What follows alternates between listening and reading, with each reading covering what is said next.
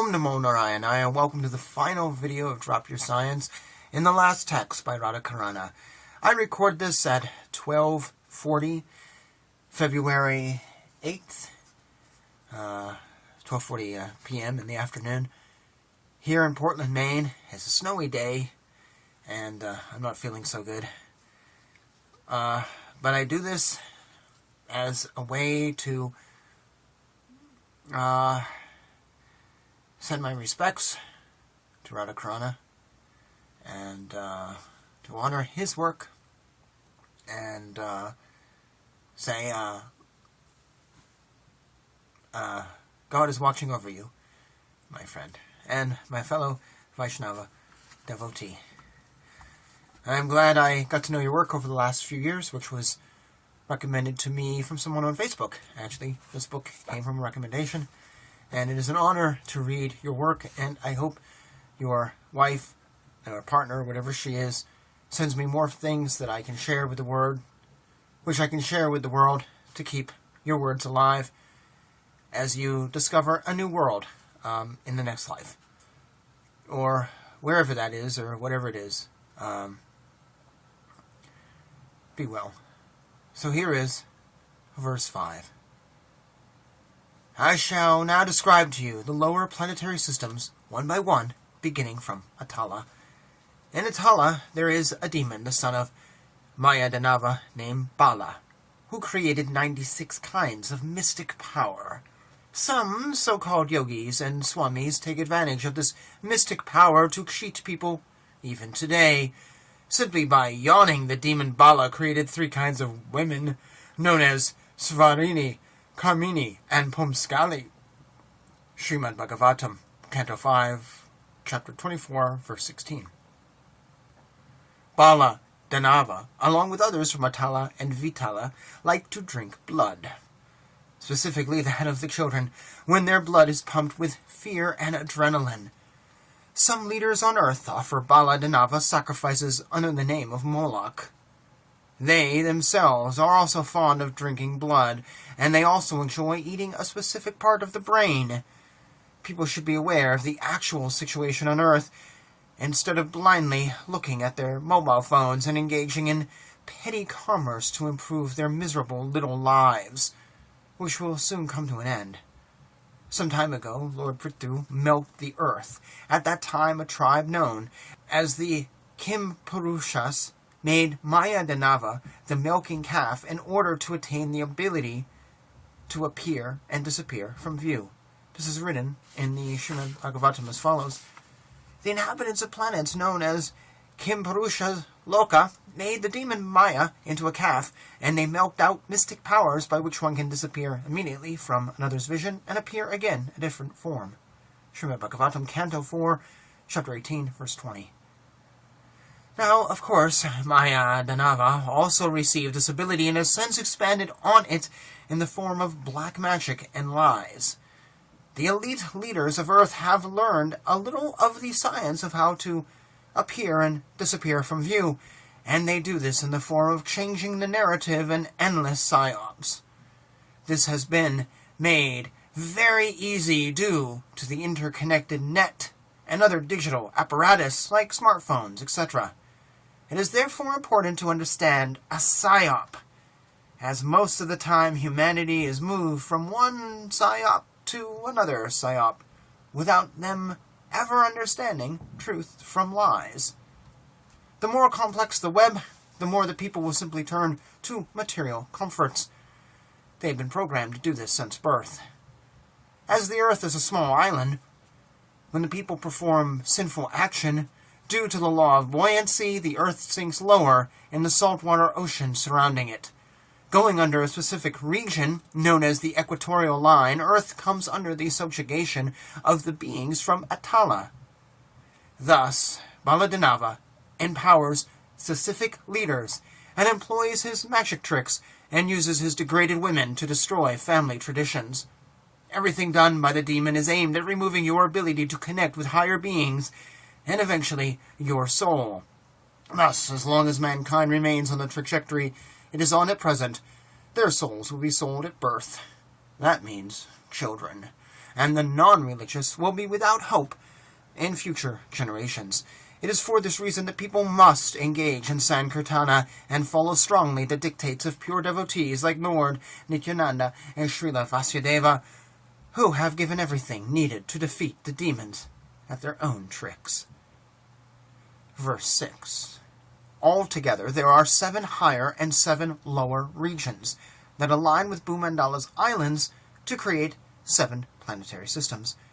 The 7 lower regions marry up with the 7 islands. I have already given the 7 upper regions.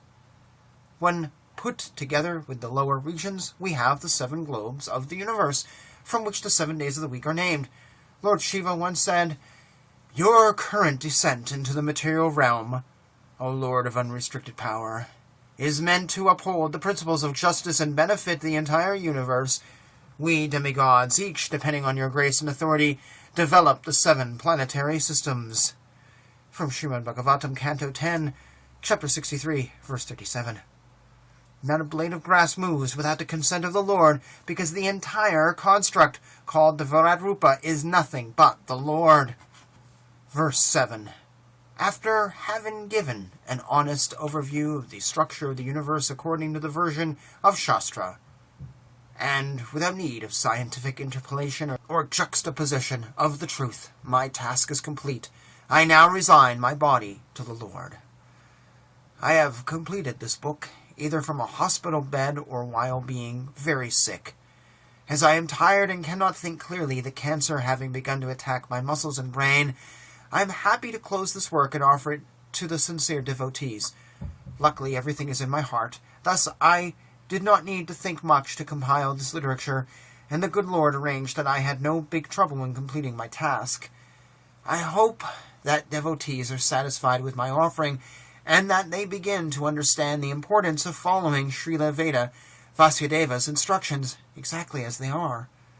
It is time for people to drop their science and rely on Scripture.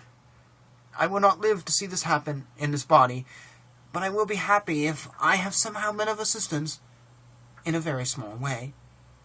Of course, the actual explanation for the structure of the universe is quite complex, as Vasudeva has compiled his masterpiece using the medium of code. However, I believe I have explained matters well enough in my 3-book series entitled Vasudeva's Vedic Universe, as well as in my many other books, which each contain something special aimed at a specific audience. My books on chanting should also not be overlooked, as they give information on how to spiritualize the body according to the directives of Sri Vasudeva and the 4 forms of Sabda Brahma. Many devotees will remain unmoved by my words and never desire to drop the idea of gravity holding people onto the spinning globe Earth. For those devotees, I direct them to study the works of Ernest Mach, Dennis Sciamma, Robert Dick, and most recently, Jonathan Fay. These renowned scientists have shown that gravity is an inertial principle occurring when an isolated entity is out of homogeneity with the entire universal creation. This principle takes place on the subtle or mental level, but is connected to the gross physical via an individual's desires and actions. The above-mentioned scientists have shown that it is just as plausible that the Earth remains stagnant while the heavens rotate, just as it is written in Shastra. There is a similar argument given for the geocentric and heliocentric models for the universe being Earth-centered or Sun-centered. If we take gravity as being but an aspect of inertia, our scientists may conduct experimentation to show that inertia is but an aspect of entropy, which links everyone to the law of karma once their desires and thoughts are inhomogeneous with the homogeneous whole. Although understanding the universe may seem like a daunting task to the majority of devotees, in my humble opinion, they have no choice other than to try. I speak the truth when I say that elevation in consciousness is required for a higher birth, and what a person does not achieve in this life, it will have to be achieved in another.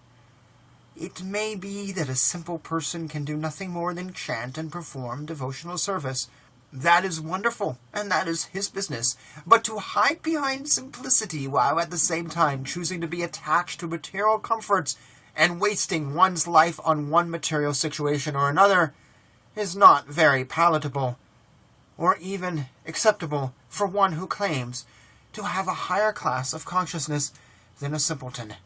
Please, therefore, try to uplift yourselves and others by understanding even the essence of truth as I present it in this and other books, and by spreading the same to others as fast as possible.